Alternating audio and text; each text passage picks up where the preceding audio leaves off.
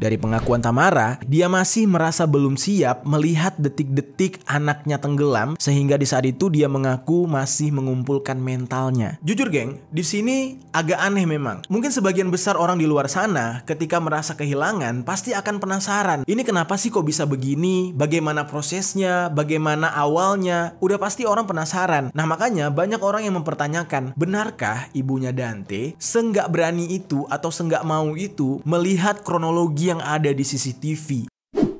Yo geng, tekan tombol subscribe geng. Hey yo, what's good? Welcome back to Kamar Jiri.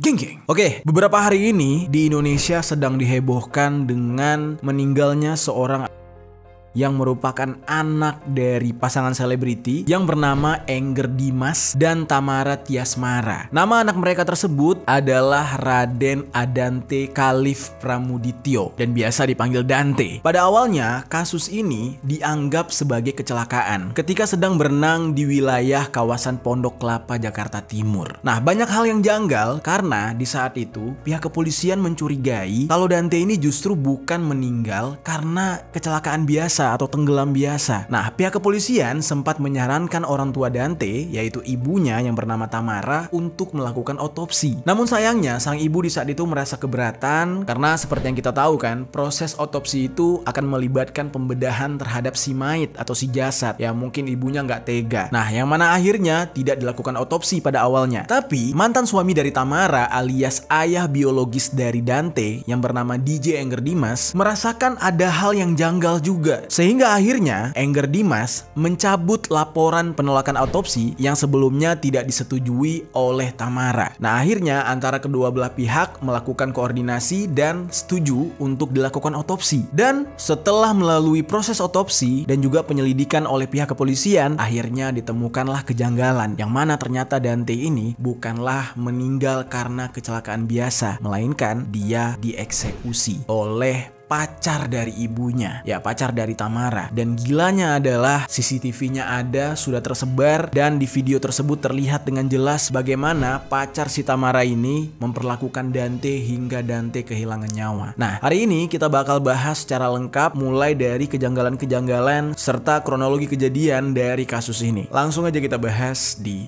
Permisi, peristiwa misteri dari berbagai sisi.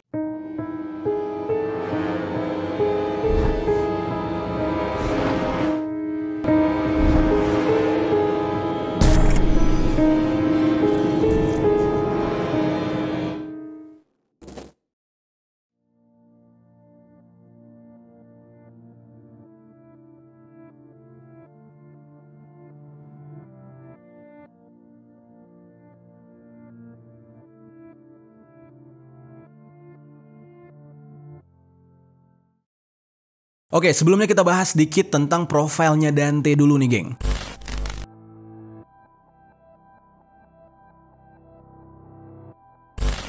Raden Adante Khalif Pramudityo atau biasa dipanggil Dante. Dia merupakan anak tunggal dari pasangan Tamara Tiasmara dengan DJ Engger Dimas yang lahir pada tanggal 26 Desember tahun 2017.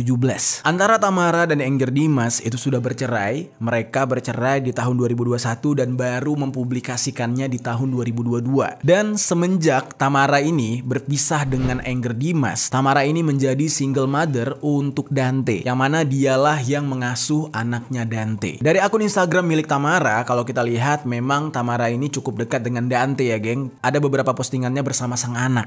Nah lalu setelah bercerai dari Engger Dimas, Tamara ini memiliki seorang pacar. Pacar barunya ini bernama Yuda Arfandi. Dan mereka sudah berpacaran selama 2 tahun. Dari informasi yang gue dapat nih geng, koreksi gue kalau salah nih, dikatakan sebenarnya antara Yuda dan Dante ini sangat dekat. Ya walaupun dia hanya sebatas pacar ibunya Dante dan Dante bukan anak kandungnya, tapi dikatakan mereka cukup dekat. Dan bahkan mereka berdua tuh sering menghabiskan waktu bareng-bareng katanya. Dan Dante sendiri menurut pengakuan Tamara, dia ini adalah tipikal anak yang ceria, pintar, dan salah satu hobinya adalah berenang. Dan Tamara juga mengakui kalau anaknya Dante itu bisa berenang. Nah ini menurut pengakuannya Tamara. Dante les renang dari 6 bulan, dari masih bayi banget itu aku udah masukin les renang yang bayi-bayi gitu. Makanya dia nggak suka renang di kolam cetek, karena dia ngerasa oh udah bisa, dia suka renang.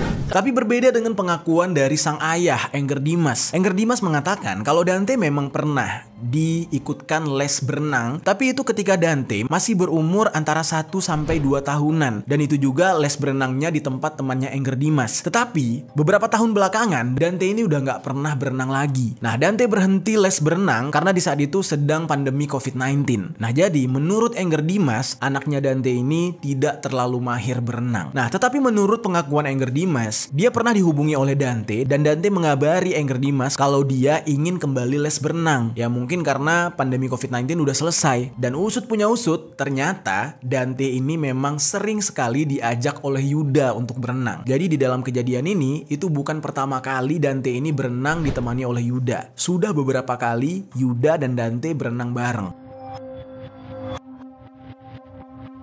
Nah, berbeda dengan pengakuan Engger Dimas, ayah biologisnya ini mengatakan kalau sebenarnya Dante itu sangat menyukai alat musik. Jadi ibaratnya dibandingkan berenang, anaknya ini lebih berbakat di musik. Dan ini semua memang relate, geng. Kita bisa lihat Engger Dimas profesinya sebagai seorang DJ, musisi, produser gitu ya. Ya otomatis itu menurun kepada Dante. Bahkan Engger Dimas mengakui kalau Dante ini sering bermain di studio musiknya Engger Dimas. Dan Dante di umurnya yang masih sangat kecil, dia sangat menyukai salah satu lagu Queen yang berjudul Bohemian Rhapsody. Referensi musiknya cukup keren untuk seukuran anak kecil gitu, geng ya.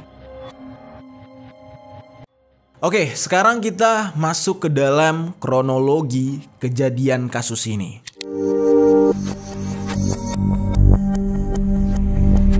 Kita mulai dengan kronologi awal nih, geng. Kronologi awal ini adalah sebuah keterangan yang disampaikan oleh Tamara di media sebelum akhirnya kasus ini terbongkar dan ternyata ada Yuda ikut serta berenang bersama Dante. Nah, kita mulai kronologi awal menurut keterangan Tamara ini. Tepat pada tanggal 27 Januari tahun 2024, Dante ini sempat merengek kepada ibunya kalau dia pengen berenang bersama teman-temannya. Dia pengen berenang di kolam renang Palem Pondok Kelapa Durensawit, Jakarta Timur. Nah, pada awalnya si ibu alias Tamara itu pengennya Dante ikut sama dia karena Tamara mau syuting. Jadi Dante mau diajak ke lokasi syuting. Dan kebetulan banget lokasi syuting Tamara ini tidak terlalu jauh dari kolam renang tempat Dante dan teman-temannya ingin berenang. Nah, namun Dante tetap memaksa ibunya untuk tetap mau mengantarkan dia ke kolam renang bersama teman-temannya. Nah, baru setelah itu akhirnya Tamara mengiyakan permintaan anaknya ini dan mengantarkan Dante ke kolam renang. Baru setelah itu dia ke lokasi syuting. Nah, lalu Tamara sempat berpesan kepada Dante kalau jangan nyebur terlebih dahulu, tunggu sampai Tamara menyusul. Masih menurut keterangan Tamara nih, geng, dia bilang Dante ini justru tidak menunggu dia, tapi baru sampai di kolam renang itu dia langsung nyebur alias langsung berenang. Dan menurut Tamara, di usia Dante yang sedang senang-senangnya berenang ini, jadi wajar banget Dante ini sangat antusias ketika sampai di kolam renang dan langsung nyebur. Di saat itu Tamara juga mengatakan dia nggak terlalu khawatir Dante langsung nyebur karena di saat itu kabarnya ada seseorang yang merupakan orang dewasa. Nah, ini berdasarkan keterangan Tamara, dia bilang ada orang dewasa yang ikut menjaga Dante dan teman-temannya ketika berenang sehingga Tamara jadi tenang. Namun di keterangan Tamara tersebut, Tamara ini nggak menjelaskan orang dewasa yang dimaksud oleh Tamara itu siapa. Tidak disebutkan namanya, dia itu berperan sebagai siapa, apakah dia orang tua dari salah satu teman Dante atau mungkin guru les berenangnya Dante atau siapa, nggak dijelaskan. Hanya disebutkan orang dewasa yang menjaga Dante dan teman-temannya.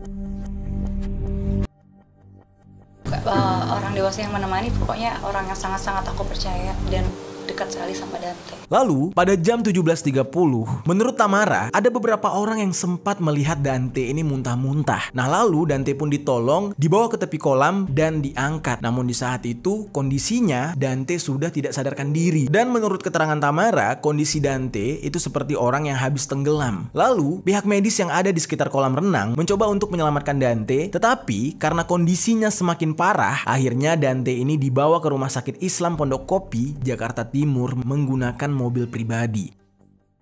Nah lalu geng, di sisi lain Tamara juga bilang kalau dia saat itu sedang tidak berada di lokasi kejadian. Tetapi dia ada rencana ingin mengirimkan kacamata renang ke Dante menggunakan ojek online. Namun tiba-tiba Tamara mendapatkan informasi kalau ternyata Dante sudah dibawa ke rumah sakit. Yang memberikan kabar ke Tamara ini siapa? Tidak dijelaskan juga, sehingga menimbulkan tanda tanya. Tamara dapat kabar dari siapa? Apakah dari orang dewasa yang dimaksud gitu? Lalu geng, Tamara juga sempat berpikir ketika sudah ditangani oleh pihak medis yang ada di kolam renang dan Dante sempat muntah, yang mana mungkin dari muntahnya itu air kolam renang yang sempat tertelan sudah keluar, sehingga kemungkinan besar masih ada harapan Dante ini bisa selamat dan baik-baik saja. Nah ini menurut Tamara.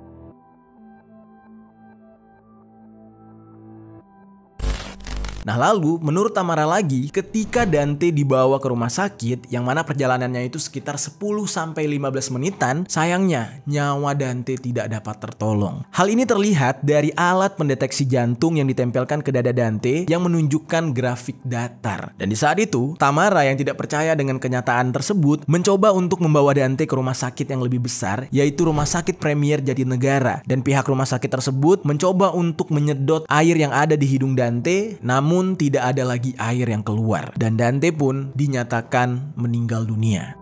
Saya anak itu nurut banget sama aku. Gak nyebur ya gak nyebur. Kebetulan yang bantu Dante itu pengunjung di situ dokter. Habis itu aku langsung bilang, ya udah cari aja rumah sakit terdekat gitu. Gimana ya? Yang terdekat apa? Aku ketemu Dante nyampe duluan, udah lagi di kasur. Habis itu aku langsung pegang dia. Pas udah di EKG itu ya, udah flat.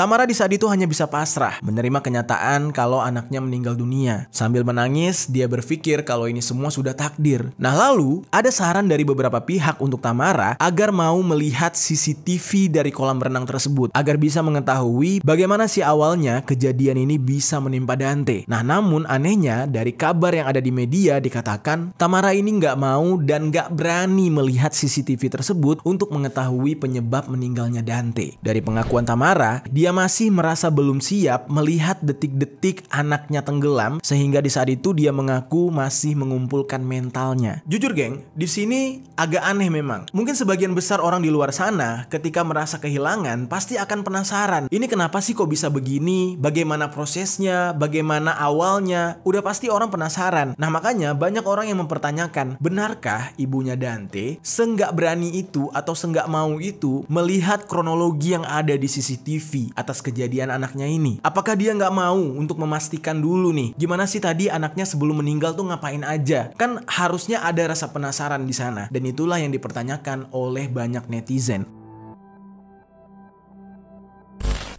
Nah lalu geng, meninggalnya Dante ini menjadi perbincangan dan menjadi pusat perhatian. Dan di saat itu, ketika jenazah Dante sedang dimandikan, pihak kepolisian mengetahui kabar tersebut dan datang untuk meminta izin kepada Tamara sebagai orang tuanya agar jenazah Dante ini bisa diotopsi. Nah tetapi Tamara justru menolak permintaan dari polisi tersebut dengan alasan dia tidak tega membiarkan Dante diotopsi padahal jenazahnya baru saja dimandikan. Nah akhirnya karena tidak mendapatkan izin tersebut, jasad Dante pun tidak diotopsi. Dan keputusan itu tertera di dalam surat yang ditandatangani oleh Tamara dan mantan suaminya yaitu Engger Dimas. Nah tetapi di dalam pemberitaan nih geng, dikatakan kalau Tamara ini mengaku ketika dia menandatangani surat penolakan otopsi tersebut, dia di dalam kondisi yang tidak sadar menurut pengakuan dia. Di saat itu dia masih kalut dalam kesedihan atas meninggalnya anak sematawayangnya tersebut. Dan menurut pengakuan Tamara, surat penolakan otopsi tersebut adalah kesepakatan antara dia dengan mantan suaminya yaitu Engger Dimas. Jadi itu bukan keputusan dia sendiri. Dan surat tersebut menurut Tamara itu ditulis oleh Engger Dimas sendiri yang ditulis sehari sebelum Dante dimakamkan.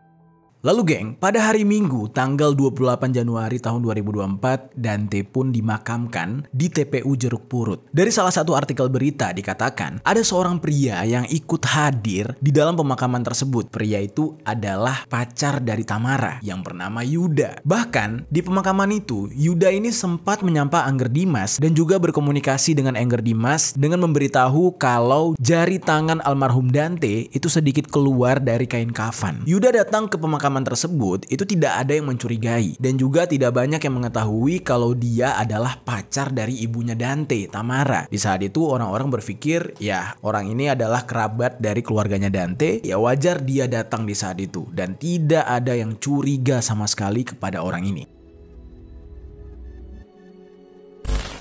Sekarang kita masuk ke dalam pembahasan penyelidikan.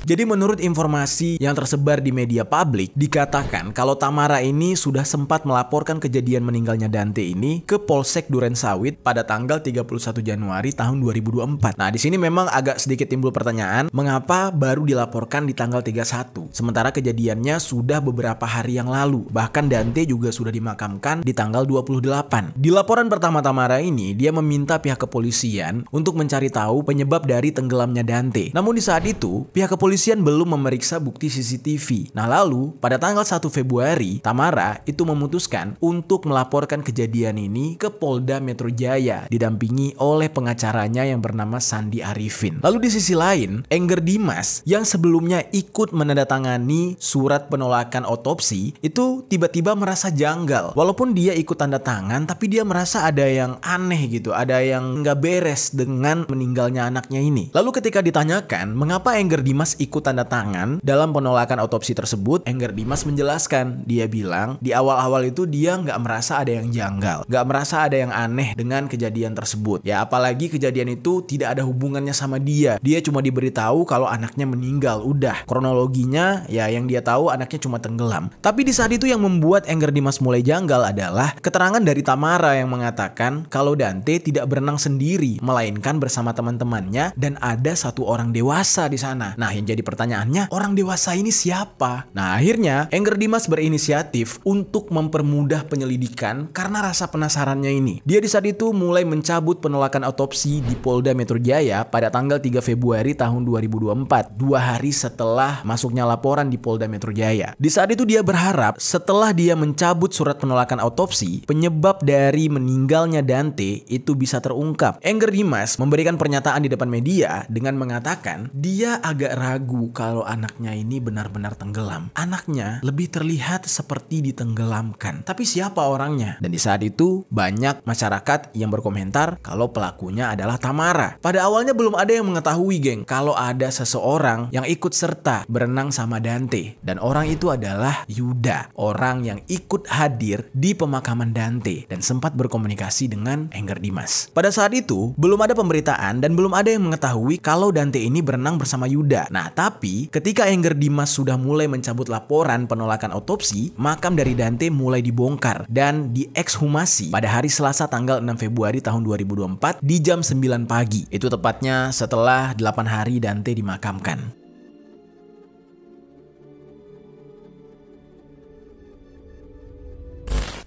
Ekshumasi ini dilakukan oleh tim forensik Rumah Sakit Polri yang dimulai dari penggalian kuburan sampai dengan pemeriksaan terhadap jenazah Dante, yang mana di saat itu didampingi oleh orang tua kandung Dante yaitu Tamara dan juga Engger Dimas. Ada beberapa organ dalam dari jenazah Dante yang sudah diambil sampelnya oleh tim forensik untuk diperiksa. Menurut keterangan dari tim forensik RS Polri Kramat Jati yaitu dari Dr. Farah Kauro, berdasarkan hasil otopsi dapat disimpulkan kalau Dante ini meninggal karena tenggelam. Dari penjelasan Dr. Farah dikatakan, saat autopsi dilakukan jenazah dalam kondisi ya sudah membusuk. Ya karena tubuhnya mengandung air, udah gitu sudah dikuburkan beberapa hari. Di dalam organ tubuhnya juga sudah melunak, apalagi bagian paru-parunya sudah mencair. Sehingga dapat diasumsikan paru-parunya pun mengandung banyak air. Lalu kemudian air juga masuk ke dalam lambung serta ususnya. Lalu selain itu, tim forensik juga melakukan pemeriksaan destruksi asam dan juga sumsum tulang serta hati. Dan di sana ditemukan adanya tumbuhan air yaitu ganggang. Jadi semakin kuat dugaan kalau meninggalnya Dante ini karena ditenggelamkan. Lalu di sisi lain, pihak kepolisian sudah menaikkan status meninggalnya Dante ini dari penyelidikan menjadi penyidikan. Dan pihak kepolisian sudah memeriksa sekitar 20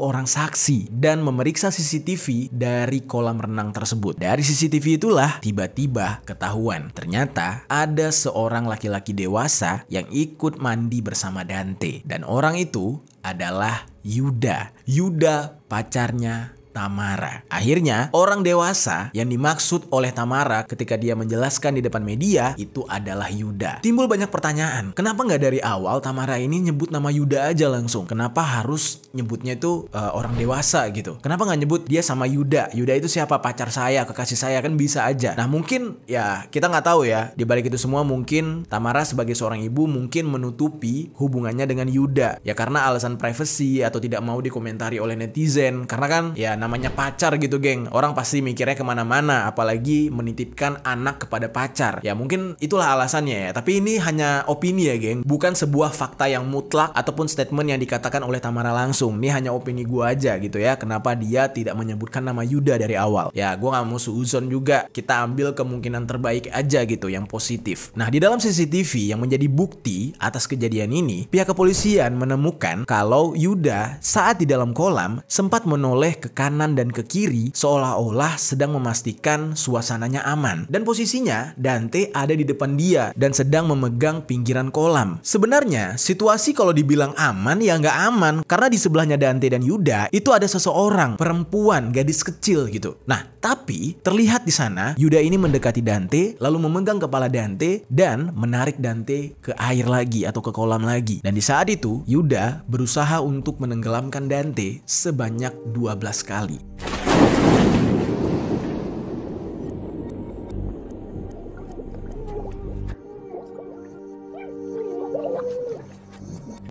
Dan itu jelas banget ada di CCTV geng. Sorry banget untuk CCTV-nya gue blur karena mengingat peraturan YouTube. Kalau kalian mau lihat yang versi nggak di blurnya ya bisa cek di X atau Twitter. Di sana banyak yang nggak di blurnya. Tapi gue yakin kalian nggak bakal tega ngelihatnya.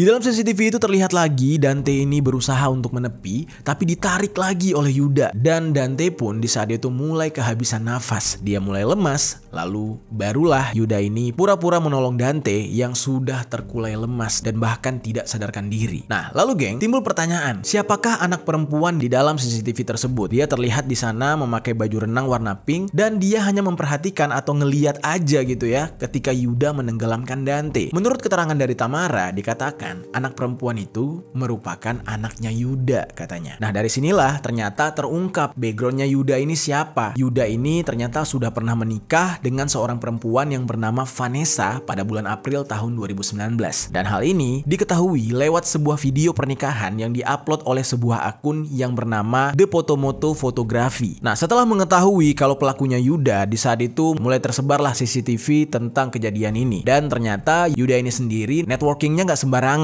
Dia pernah terlihat sedang nongkrong dengan Raffi Ahmad dan juga beberapa artis lain seperti Baim Wong dan juga Irwansyah. Dan dari foto-fotonya kita bisa melihat kalau dia ini memang punya koneksi yang bagus dengan para selebriti dan bahkan sering liburan bersama. Nah gue jadi penasaran nih geng, sebenarnya Yuda ini siapa ya? Apa jangan-jangan dia ini orang penting? Atau mungkin dia anak orang penting? Wah kita nggak tahu nih geng, karena sejauh ini belum ada pemberitaan yang jelas tentang backgroundnya Yuda ini siapa. Sekarang kita masuk ke dalam kronologi penangkapan Yuda.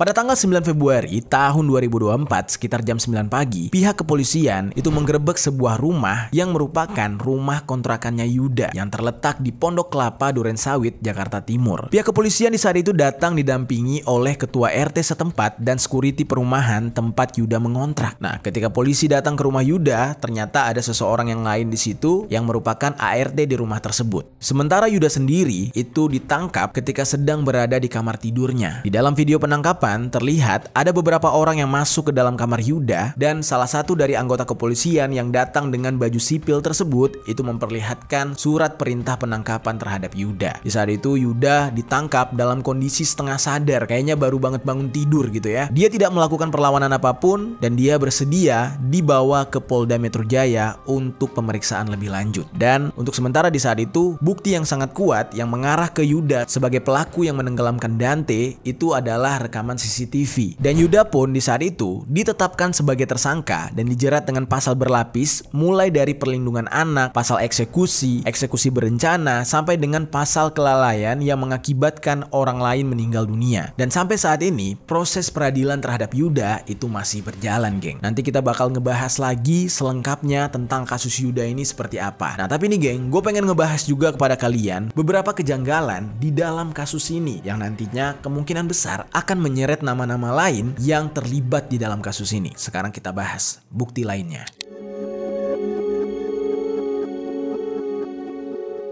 Jadi geng, ketika Yuda sudah ditangkap dan dijadikan sebagai tersangka, sebenarnya ada sebuah pengakuan dari beberapa orang terdekat. Pengakuan pertama datang dari ayah biologisnya Dante, yaitu Engger Dimas, yang mana dia membahas tentang hobinya Dante, yang mana menurut ibunya Dante ini hobi berenang. Nah, tapi menurut Engger Dimas, justru kenyataannya sebaliknya. Engger Dimas mengatakan kalau dia tidak pernah mengeluarkan pernyataan apapun soal Dante ini suka berenang. Dia bilang setelah bercerai dari Tamara, Engger Dimas tidak pernah berkomunikasi melalui Tamara, melainkan dia langsung ngobrol atau langsung berkomunikasi dengan anaknya tersebut. Dan terakhir kali Engger Dimas bertemu dengan Dante ini sempat bilang ke Engger Dimas, ayahnya, dia bilang kalau dia sudah tidak mau berenang lagi dan meminta kepada Engger Dimas untuk menyampaikan hal tersebut kepada sang ibu alias Tamara. Anak saya tuh selalu bilang, terakhir ketemu saya sebulan ini emang nggak mau berenang gitu. Bapak, kakak udah nggak mau berenang, kakak. Tolong bilang sama mama. Yang biasanya ngomong suka berenang siapa? Katanya kan waktu itu lagi suka les berenang. Dileskan berenang mungkin sama mamahnya. Gitu. Saya nggak pernah. Pertama saya nggak pernah menyatakan pernyataan itu. Kedua, iya, dulu waktu umur 1 tahun sampai 2 tahun itu sempat les berenang.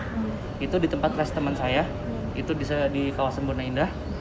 Dan kita udahan karena abis itu ada COVID. Itu aja. Dan saya menganggap anak saya yang belum bisa berenang. Nah, jadi di sini agak mencurigakan. Dante-nya udah nggak mau berenang dan Dante sampai-sampai minta tolong ayahnya untuk menyampaikan hal tersebut kepada ibunya. Berarti apakah ada paksaan untuk si Dante ini berenang terus dan berenangnya ditemani oleh Yuda? Nah, ini yang jadi pertanyaan besar nih, geng.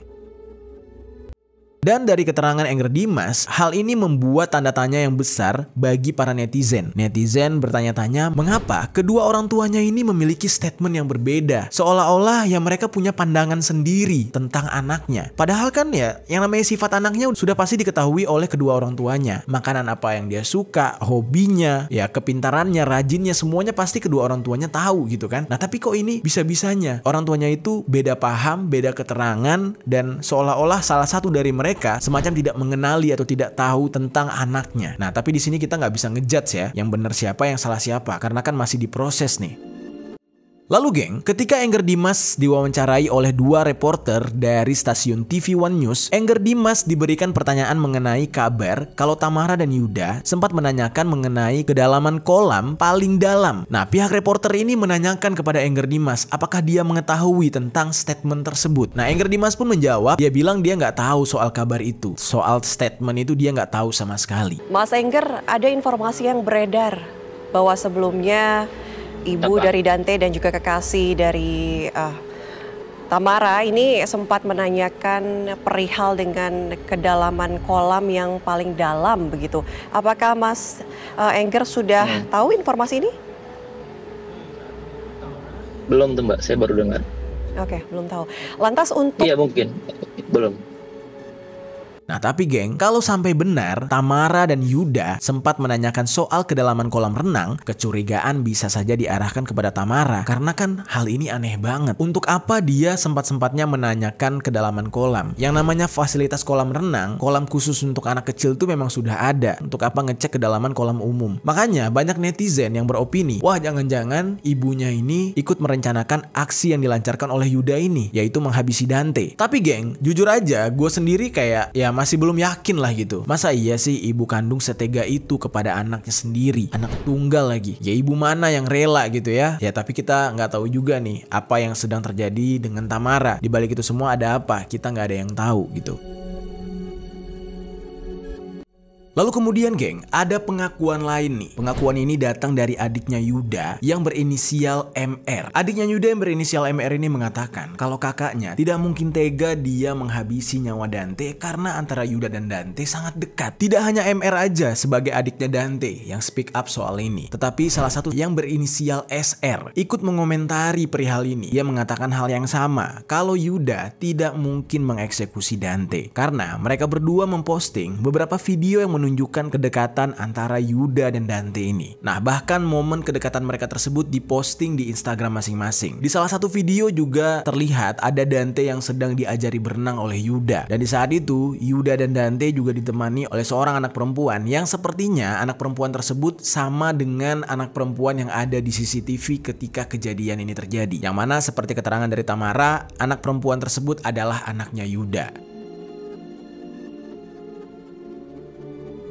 Bahkan di salah satu video lain terlihat ada sebuah video yang merekam Yuda, Dante, dan anak perempuan tersebut sedang berenang dan di belakang kamera seperti ada suara perempuan yang kemungkinan besar itu adalah suaranya Tamara. Nah, berdasarkan kedekatan mereka itulah adiknya yang berinisial MR dan sahabatnya yang berinisial SR itu tidak percaya kalau Yuda berniat mengeksekusi Dante. Mereka beranggapan ya mungkin memang ada faktor kelalaian tapi ini bukanlah sebuah kesengajaan. Nah, lalu geng, setelah mengetahui isi CCTV, Tamara, ibunya Dante, itu merasa shock karena dia baru tahu kalau pelaku atas meninggalnya Dante itu adalah pacarnya sendiri. Dia merasa nggak percaya. Menurut keterangan Tamara di depan media, dia mengatakan kalau selama ini dia percaya Yuda itu orang baik, Yuda itu sayang sama Dante, dan nggak mungkin banget hal ini dilakukan oleh Yuda terhadap Dante. Dan Tamara sendiri merasa sangat bersalah mengapa dia tidak bisa melindungi Dante. Di depan media, Tamara juga mengatakan dia berharap Yuda mendapatkan hukuman yang setimpal dengan perbuatannya terhadap Dante. Nah, tapi geng, dari setiap gerak-gerik Tamara, itu netizen sudah pada curiga gitu. Banyak netizen yang menilai kalau Tamara kemungkinan bersekongkol dengan Yuda. Nah, tapi ini merupakan komentar netizen ya geng, dan ini belum bisa dipastikan karena belum ada bukti. Dan semua pernyataan netizen tersebut ya bisa saja asumsi. Namun nggak tertutup kemungkinan ya bisa saja benar juga gitu. Ya kita ikutin aja prosesnya nanti seperti apa.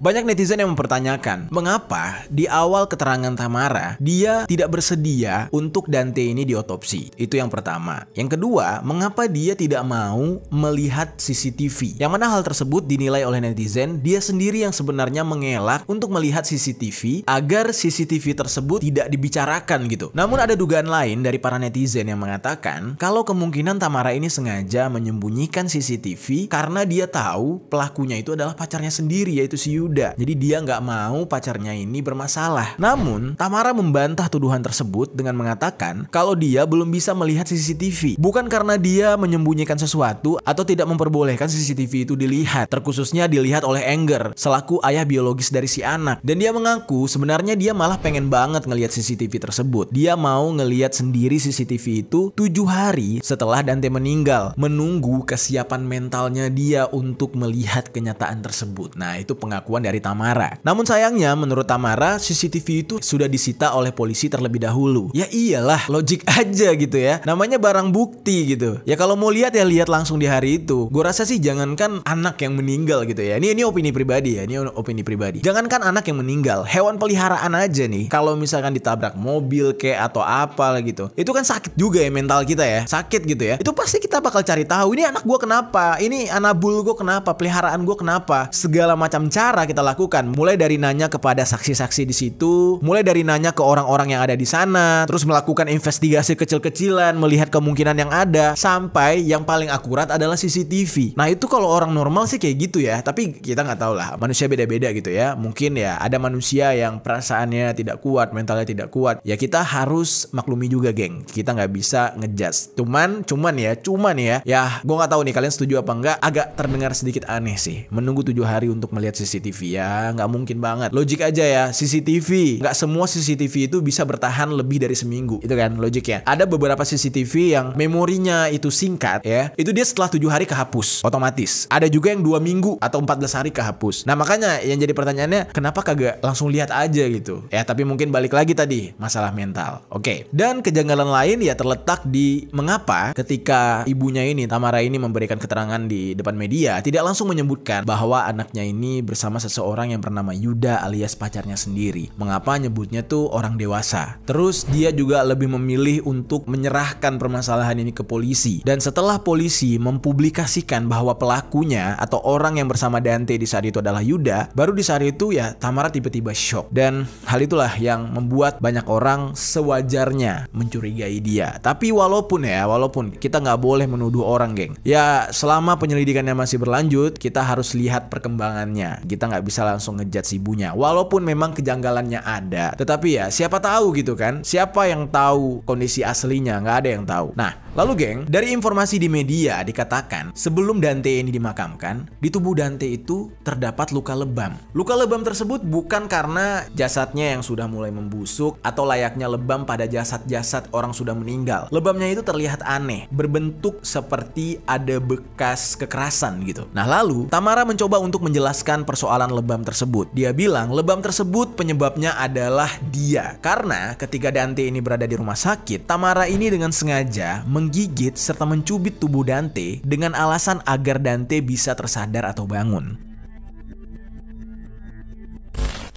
Ya, masuk akal sih. Kayak kita contohin aja, orang lagi pingsan, ya kan? Tiba-tiba ada yang panik nampar-nampar, "Weh, bangun-bangun." Ya, wajar ya. Itu masuk akal. Nah, tapi tetap aja nih netizen komennya nggak percaya. Netizen mengatakan kalau itu adalah tindakan kekerasan yang kemungkinan dilakukan oleh Tamara sebelum Dante meninggal katanya. Jadi ibaratnya tuh ya itu memang tindakan kekerasan aja, bukan karena pengen ngebangunin Dante yang sudah tidak sadar. Nah, tapi geng, Tamara tetap membela diri dengan mengatakan, "Bagaimana kita seorang ibu ngelihat anak sendiri di IGD sudah terbaring, apa kita diam aja?" kata Tamara. "Kita pasti mau berusaha agar dia itu bangun gimana pun caranya." Nah, dan Tamara mengatakan hal tersebut pernah dia lakukan kepada ayahnya. Karena di saat ayahnya meninggal, dia juga sempat melakukan hal yang sama, membangunkan ayahnya dengan cara mencubit dan menggigit tubuh ayahnya, kata Tamara. Jadi intinya alasan Tamara, dia ingin menjelaskan itu merupakan cara dia dengan tujuan yang sebenarnya baik. Walaupun terlihat aneh ya kan, ya kita mungkin bisa wajarkan, namanya juga seorang ibu, dia panik, anaknya nggak sadarkan diri, apapun dia lakukan. Nah, tapi tetap aja nih geng, netizen merasa aneh dengan alasan tersebut karena normalnya tidak mungkin ada orang yang ingin membangunkan orang lain dari kondisi tidak sadar dengan menyakiti orang tersebut. Kalau kata netizen nih, dan netizen bilang juga, apalagi itu kerabat dekat, anak kecil pula, mana mungkin disakiti. Ya, gimana ya, kalau dari gue pribadi jujur aja kalau gue menilai ya, kemungkinan besar ada geng. Kita bisa lihat lah di TV-TV mungkin atau di mana lah. Ketika orang nggak sadar ya, orang nggak sadar tuh digampar, itu ada kan, digampar, diteriakin, ada yang lebih kocak mungkin dikasih tai ayam baru bangun gitu-gitulah. Pokoknya ya namanya kita mencari 1001 cara agar bisa menyadarkan orang tersebut, ya pasti apalagi kalau dalam kondisi panik, apapun bakal dilakukan. Nah, namun geng, tuduhan demi tuduhan yang datang ke Tamara ini ternyata semakin diperparah dengan beredarnya beberapa foto yang memperlihatkan Tamara itu berpose kayak orang yang nggak lagi sedih. Nah, sebenarnya jujur ya, kita nggak bisa ngejudge juga nih kalau melihat dari gambar doang. Tapi memang sih terlihat agak aneh aja gitu. Di suasana duka, di depan papan-papan ucapan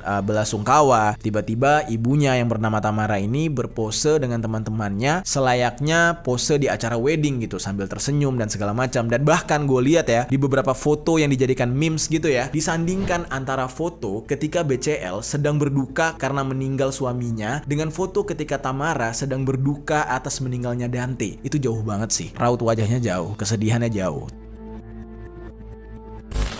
Tapi kita nggak tahu ya. Ya mungkin itu yang di fotonya BCL, kebetulan mungkin BCL-nya memang lagi sedih terus difoto. Ya bisa jadi kan di sisi lain BCL-nya ada yang tersenyum juga tapi nggak ke foto. Terus mungkin yang di bagiannya Tamara, kenapa dia bisa tersenyum? Karena dia berada di antara kerabat dekatnya. Mungkin kerabat dekatnya udah ngehibur dia, terus dia berusaha untuk ikhlas. Ya siapa tahu ya. Tetapi di sini gua nggak mau melawan arus. Gua nggak mau ngebantah tuduhan-tuduhan netizen. Karena ya mau gimana pun kita harus hargai juga. Itu kan opini atau sudut pandang para netizen. Kalau sudut pandang gue mencari positifnya aja. Ya mungkin dia sudah mulai terhibur di saat itu atas datangnya teman-temannya dia gitu kan. Dia sudah mulai ikhlas ya, tapi cukup singkat sih untuk ikhlas ya dalam waktu cuma beberapa hari gitu. Dan di dalam foto tersebut yang membuat netizen semakin menghujat gitu ya, terlihat Tamara di saat berduka itu masih sempat-sempatnya dandan, yang mana dia pakai pensil alis, blush on, sampai dengan lipstick. Nah, hal ini menjadi pertanyaan juga bagi netizen. Kok bisa orang lagi bersedih sempat-sempatnya dandan? Ya, tapi balik lagi, kita nggak tahu ya geng, mungkin ini adalah tuntutan profesi. Karena kan dia ini adalah selebriti, jadi harus tampil sebaik mungkin, serapi mungkin, karena dia sadar setiap jejak hidupnya pasti diikuti oleh kamera. Karena gue yakin banget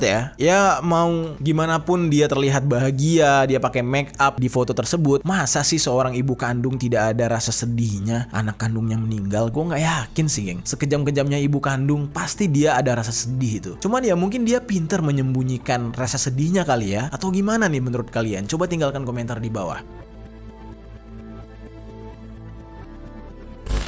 Nah itu dia geng, kronologi meninggalnya Dante, anak dari Tamara dan Engger Dimas yang sedang viral-viralnya di Indonesia sekarang. Dan sampai saat sekarang ini penyidikan masih dijalankan oleh pihak kepolisian. Dan nanti gue bakal ngejabarin lagi ada beberapa kejanggalan dan bukti-bukti lain nih mengenai kasus ini. Kalau kalian setuju, kita bakal bahas ke part selanjutnya besok. Silahkan tinggalkan komentar di bawah kalau kalian setuju.